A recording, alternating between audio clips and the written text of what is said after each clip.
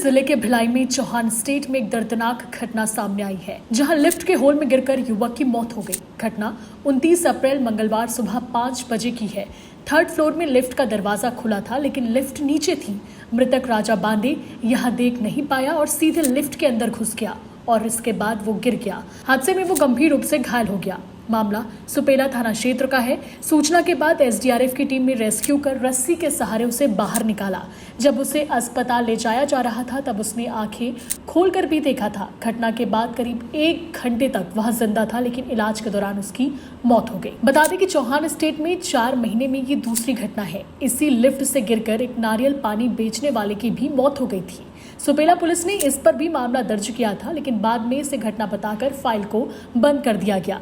हाल में हुई घटना में मृतक के परिजनों ने प्रबंधन पर कई सवाल उठाए हैं कि लिफ्ट का दरवाजा आखिर कैसे खुला रह गया था।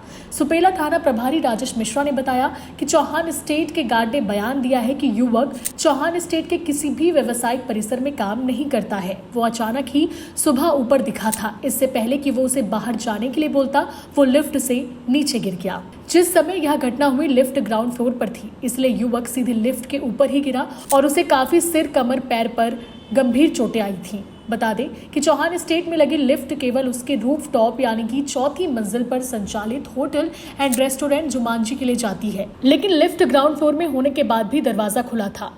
इससे युवक ने लिफ्ट का दरवाजा खुला देखा तो सोचा लिफ्ट रुकी है, लेकिन वो जैसे ही अंदर घुसा तो सीधे नीचे गिर गया। पुलिस सीसीटीवी भी खंगाल रही है। मृतक राजा बांदे भिलाई के सुभाष चौक डुंडेरा उतई का रहने वाला था। पोस्टमार्टम के बाद परिजनों को उसका शव सौंप दिया जाएगा, लेकिन इस घटना से कई तरह के सवाल खड़े हो रहे हैं। Bureau report, CG Bhaskar.